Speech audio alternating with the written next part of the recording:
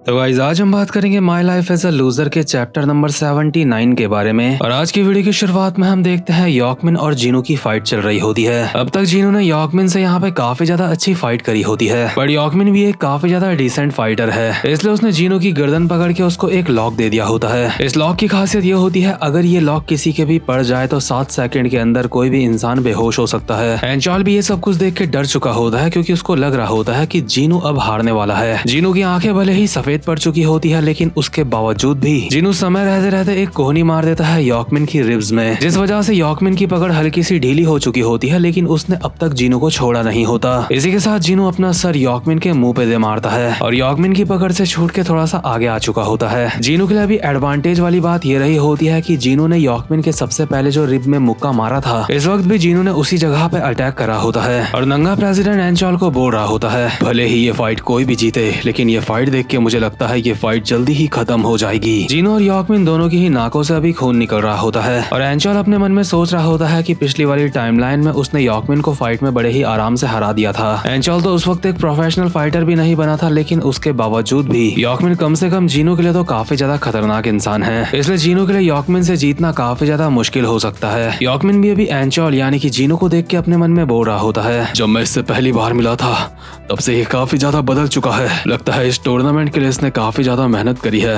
लगता है इसके बारे में जो मैंने अफवाहें सुनी थी वो सारी की सारी झूठ थी। लेकिन यॉकमिन को ये समझ नहीं आ रहा होता है कि अगर एंचॉल एक अच्छा इंसान है तो फिर पिंकमैन झूठ बोल के यॉकमिन को हरवाना क्यों चाह रहा था। यॉकमिन को अभी कुछ भी समझ नहीं आ रहा होता है कि आखिर यहाँ पे चल क्या रहा है। यॉकमिन को लगता है जो शायद उसके साथ पहले हादसे हुए हैं उस वजह से वो ओवर थिंकिंग कर रहा है यहाँ पे। इसके बाद सीन शिफ्ट होता है और हम देखते हैं यॉकमिन की जिंदगी में पहले उसके साथ क्या हुआ था जब वो एक कमजोर इंसान था। हम देखते हैं यॉकमिन की मदर उसको एक नया पर्स लाके देती है, क्योंकि एलिमेंट्री स्कूल से उसके पास एक पुराना पर्स था और इसीलिए उसकी मदर उसको नया पर्स देती है। साथ ही साथ में यॉकमिन के लिए उस पर्स के अंदर कुछ पैसे भी रख देती है। लेकिन यार मैं तो ये सोच रहा हूँ पर्स तो मैं अब भी नहीं रखता और ये साला एलिमेंट्री स्कूल से पर्स रख रहा है अपने पास। तो खैर इसके बाद हम देखते हैं यॉकमिन के स्कूल का सीन, जहाँ पे उसका पर्स खो चुका होता है और वो कुछ हरामी लौंडों से पूछ रहा होता है कि उसका पर्स कहाँ है, क्योंकि यॉकमिन को इन लोगों के ऊपर पूरा शक होता है कि इन लोगों ने ही उसका पर्स लिया है। लेकिन ये लोग साफ मना कर देते हैं कि हमने तेरा पर्स नहीं लिया है गधे। लेकिन यॉकमिन की माँ ने उसे वो बहुत प्यार से दिया था, इसलिए यॉकमिन भावनाओं में बह के एक बंदे की गर्दन पकड़ लेता है। हालांकि इस वक्त यॉकमिन की औकात नहीं होती कि वो किसी की भी गर्दन पकड़ सके, और क्योंकि यॉकमिन ने उस बंदे की गर्दन पकड़ने की कोशिश करी होती है, इसलिए उस बंदे ने यॉकमिन को पूरा पकड़ के उठा दिया होता है। ये बंदा यॉकमिन को बोल रहा होता है, अगर तूने 3 गिनती के अंदर मुझे सॉरी नहीं कहा तो मैं तुझे तेरे सर के बल कूड़े के ढेर में डाल दूंगा। और ये बंदा फटाक से 3 गिनती गा भी देता है, जिस वजह से यॉकमिन को मौका भी नहीं मिल पाता सॉरी बोलने का, और ये बंदा सीधा यॉकमिन को सर के बल डस्टबिन में डाल देता है। अगल बगल जितने भी स्टूडेंट होते हैं सारे के सारे यॉकमिन के ऊपर हंस रहे होते हैं, क्योंकि कूड़े के ढेर में गिरने की वजह से यॉकमिन से भी काफी बुरी स्मेल आ रही होती है और डस्टबिन अभी जो जमीन में गिर चुका होता है उसके अंदर से ही निकलता है यॉकमिन का पर्स। इसका मतलब इन हरामियों ने ही उसका पर्स चुराया था और डस्टबिन में डाल दिया था। लेकिन इस चीज के लिए यॉकमिन को कोई भी सॉरी नहीं कहने वाला, बल्कि ये लौंडे यॉकमिन को कहते हैं, अगली क्लास शुरू होने से पहले ये कूड़ा जमीन का सारा साफ कर दे, नहीं तो हम तुझे साफ कर देंगे। और यॉकमिन को अपनी इन्हीं जिंदगी की यादों की वजह से झूठ से काफी ज्यादा नफरत है, क्योंकि स्कूल में भी उसके साथ ऐसा ही हुआ था। प्रेजेंट मोमेंट में यही सारी बातें याद करते हुए यॉकमिन लगातार जीनू के मुंह पे मुक्के मारे जा रहा होता है, हालांकि वो उनको ब्लॉक कर रहा होता है। यॉकमिन अभी चाह के भी एंचॉल को हल्के में नहीं ले सकता, यानी कि जीनू को हल्के में नहीं ले सकता, क्योंकि उसको ऐसा लगता है अगर उसने इस बंदे को जीतने दिया फाइट में तो बाद में ये लोग इसके ऊपर हंसेंगे, जैसे कि उसके साथ स्कूल में होता था। इसलिए यॉकमिन फुल जोश के साथ जीतने के लिए यहाँ पे फाइट कर रहा होता है। लेकिन यॉकमिन भावनाओं में इतना बह चुका होता है कि वो जंगलियों की तरह मुक्के मार रहा होता है, जिस वजह से उसका डिफेंस काफी वीक होता है। और जीनू अब तक ये तो सीख चुका होता है कि ऐसे मौके पे वो अपने सामने वाले बंदे के ऊपर अटैक कर सकता है, इसलिए जीनू यॉकमिन के मुंह पे एक मुक्का मार के उसको पीछे कर देता है। इसके बाद भागता हुआ आता है और अपने शोल्डर और कोहनी के फोर्स से उसको रिंग के कोने में चिपका देता है, और ये सांड जैसी धक्का मुक्की करनी उसने शुल्गी से सीखी होती है। इसके बाद वो नंगे प्रेसिडेंट के बॉक्सिंग स्टाइल में यॉकमिन के मुंह पे लगातार कुछ मुक्के बजा देता है। लेकिन यॉकमिन ने खुद से वादा करा होता है कि वो कभी भी बुरे लोगों से नहीं हारेगा, इसलिए यॉकमिन अभी एक तरीके से अपने अल्ट्रा इंस्टिंक्ट मोड में जा चुका होता है। और आपको बता दो इसको असली अल्ट्रा इंस्टिंक्ट मत समझना, यहाँ पे यॉकमिन बस अभी अपनी लिमिट से पार जा चुका होता है। इतनी ज्यादा मार खाने के बावजूद भी यॉकमिन ने अभी हार नहीं मानी होती और वो अचानक से जीनू का पैर पकड़ के उसकी कमर में एक लात मार के उसको जमीन में गिरा देता है और जीनू की टांग के ऊपर यहाँ पे अभी एक खतरनाक सा लॉक पड़ चुका होता है। यॉकमिन धीरे धीरे करके जीनू की टांग को मोड़ रहा होता है, यानी कि वो उसको तोड़ने की सोच रहा है। लेकिन रियल एंचॉल को इसी चीज से सबसे बड़ा ट्रॉमा होता होता है, क्योंकि पिछली वाली टाइमलाइन में जब उसकी टांग टूटी थी तो उसी वजह से उसे एक राइटर बनना पड़ा था, और राइटर बनने की वजह से ही उसकी पूरी जिंदगी बर्बाद हो चुकी थी। इसलिए पिंकमैन बाहर से चिल्ला के बोल रहा होता है, नहीं, चाहे कुछ भी कर ले लेकिन ऐसा मत करियो, इसी वजह से पहले मेरी जिंदगी बर्बाद हुई थी। पिंकमैन की बातें सुन के यॉकमिन अभी होश में आ जाता है और अपनी पकड़ हल्की सी ढीली कर देता है और अपने मन में बोल रहा होता है, आखिर मैं ये क्या करने वाला था? क्या मैं सच में इसकी टांग तोड़ने वाला था हमेशा के लिए? लेकिन नहीं, मैं सिर्फ एक मैच को जीतने के लिए ऐसा नहीं कर सकता।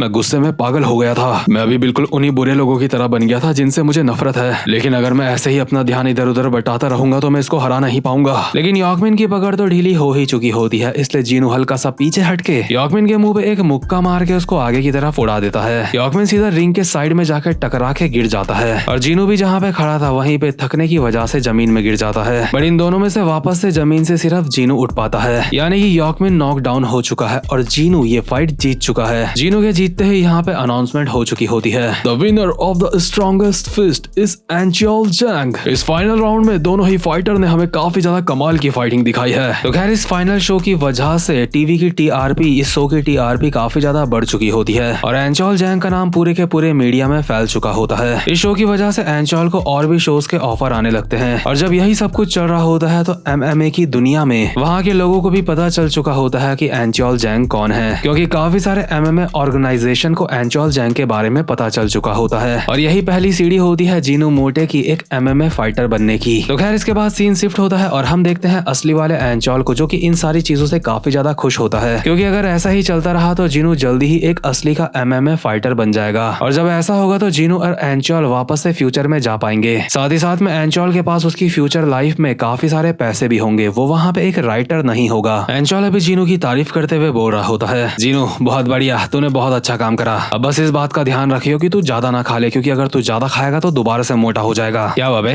तू इतना ज्यादा उदास क्यों लग रहा है? क्या तुझे और ज्यादा कुछ खाना था? हम 100 मिलियन वॉन जीत चुके हैं, चिंता मत कर, हम अगली बारी कुछ अच्छा खाना मंगवाएंगे। जीनू कहता है, नहीं, मैं ये सोच रहा हूँ कि यॉकमिन मैच के दौरान थोड़ा सा अजीब लग रहा था। ऐसा लग रहा था जैसे वो मैच में अपना 100% नहीं दे पा रहा था, लेकिन मैं चाहता था कि वो और मैं अपनी पूरी ताकत से उस टूर्नामेंट में फाइट करें एक दूसरे से। मैच खत्म होने के बाद तुरंत ही वो वहाँ से चला गया था। मैं ठीक से उससे बात भी नहीं कर पाया था। ना जाने क्यों मुझे ऐसा महसूस हो रहा था जैसे सही मायनों में मैं वो फाइट नहीं जीता हूँ। लेकिन एंचियोल को जीनू की इन बातों में कोई भी दिलचस्पी नहीं होती। उसको तो बस इस बात से लेना देना होता है कि जीनू फाइट जीत चुका है और उसके लिए बस इतना ही काफी है। इसलिए एंचियोल उसको कहता है, अबे चोमो, इस बात से किसको फर्क पड़ता है कि तू कैसे जीता या कैसे नहीं जीता, बस फर्क पड़ता है कि तू जीत चुका है। और जो लोग जीतते हैं उन्हें अपनी छाती चौड़ी करके हमेशा खुश रहना चाहिए। आखिर में इस दुनिया में नतीजे ही मायने रखते हैं, समझा? और यही बात लुकिज्म में हमारे गन या मजाकी ने भी कही थी। लेकिन जीनू इस तरीके से चीजों को नहीं सोचता। वो अब भी यही सोच रहा होता है कि यॉकमिन ने अपना पूरा 100% नहीं दिया। एंचियोल वापस से नल्लो की तरह सोफे में पड़ जाता है और कहता है, यार हम लोगों ने काफी ज्यादा मेहनत करी है, हमने सब कुछ पूरा कर लिया है ना जो हमें करना चाहिए था, उसके बावजूद भी हम फ्यूचर में वापस क्यों नहीं जा रहे हैं बे? जीनू कहता है,